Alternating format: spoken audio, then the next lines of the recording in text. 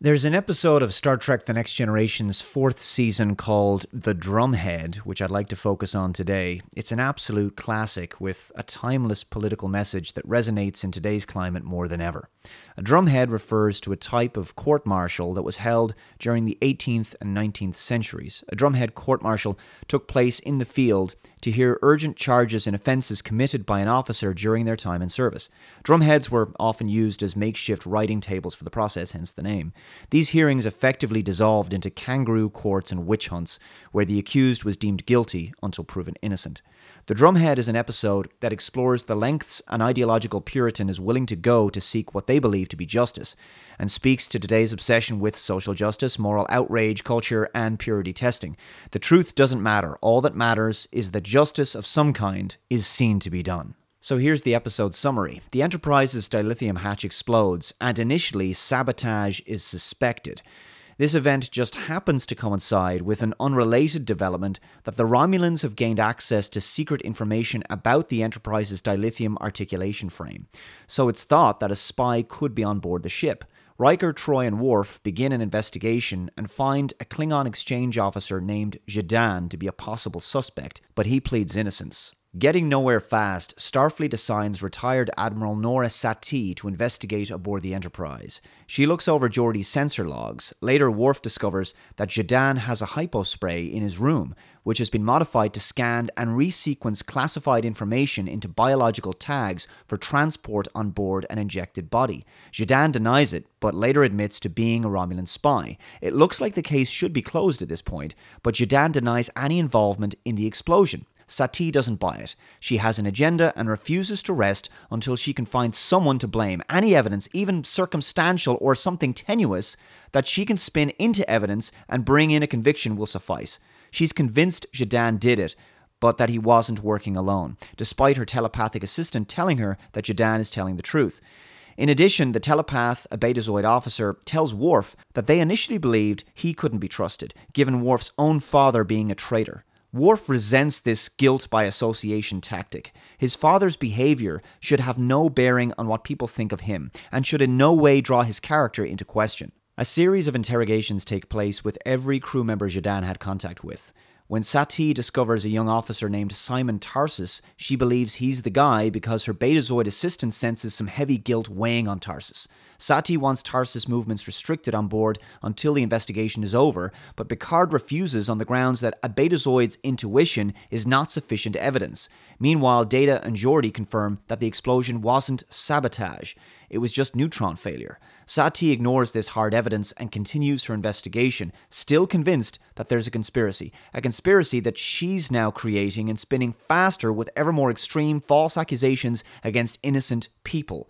The next investigation sees young Tarsus placed before a public trial, almost like a Maoist struggle session or the wrong think purity test interrogation that Lindsay Shepard recently endured in Wilfrid Laurier University. Tarsus is attacked with numerous accusations designed to establish some kind of guilt. They even fabricate evidence to try to corner him into admitting anything at all that can be used against him, trying desperately to trip him up over his own words. They then attempt to discredit his character by pointing to the fact that he had once falsified his Starfleet records, claiming that his grandfather was Vulcan, when in fact he was a Romulan. Emotionally overcome, Tarsus invokes the seventh guarantee of the Federation Constitution and refuses to answer further questions for fear that this unrelated lie could incriminate him further. Picard is furious with Satie, believing that she's engaging in a drumhead trial based on xenophobia and paranoid obsession with finding a conspirator. Satie says she has full approval from Starfleet Command, and Admiral Thomas Henry will soon be aboard the Enterprise to observe the investigation personally. Picard then receives a summons to go before the trial himself. Satie needs to get Picard out of the way so that she can continue her witch hunt, so she begins with an all-out character assassination, questioning his competence as a Starfleet officer, challenging his judgment on numerous decisions throughout his time as captain, and then going for the jugular with accusations of being a traitor, claiming that he betrayed the Federation when he was assimilated by the Borg. Gene Simmons, who plays Satie, plays this role brilliantly, and she still gives me chills when she says the following. Tell me, Captain, have you completely recovered from your experience with the Borg? Yes, I have completely recovered. Must have been awful for you. Actually becoming one of them. Being forced to use your vast knowledge of Starfleet operations to aid the Borg. Just how many of our ships were lost? 39? And a loss of life, I believe, measured at nearly 11,000. One wonders how you can sleep at night, having caused so much destruction. I question your actions, Captain. I question your choices. I question your loyalty. Picard replies with a quote by Satie's famous father, a brilliant line that gets right under her skin to such a degree that it elicits a massive emotional outburst and draws her credibility into question. You know, there are some words I've known since I was a schoolboy. With the first link, the chain is forged. The first speech censured, the first thought forbidden, the first freedom denied, chains us all irrevocably. Those words were uttered by Judge Aaron Satie as wisdom and warning. The first time any man's freedom is trodden on, we're all damaged. I fear that today... How dare you! You who consort with Romulans, invoke my father's name to support your traitorous arguments.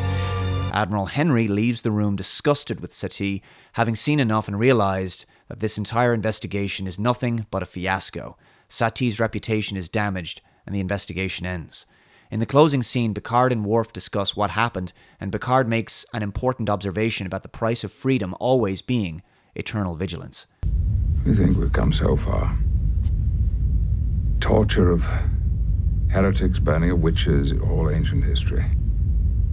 Then, before you can blink an eye, suddenly it threatens to start all over again. I believed her. I helped her. I did not see what she was. Mr. Worf, villains who twirl their mustaches are easy to spot. Those who clothe themselves in good deeds are well camouflaged. This line speaks volumes about the virtue signalers and ideologues who secretly push authoritarianism by using social justice. They'll speak on behalf of minorities or claim to be fighting perceived inequalities in the world, when in fact, all they want is an opportunity to gain power and control. I think after yesterday, people will not be so ready to trust her. Maybe. But she, or someone like her, will always be with us, waiting for the right climate in which to flourish, spreading fear in the name of righteousness.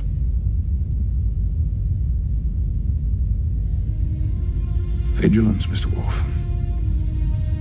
That is the price we have to continually pay. The Drumhead is a fantastic cautionary tale and an example of how self-contained bottle episodes of Star Trek can produce amazing stories. It's also, somewhat disturbingly, a message that resonates all too much today.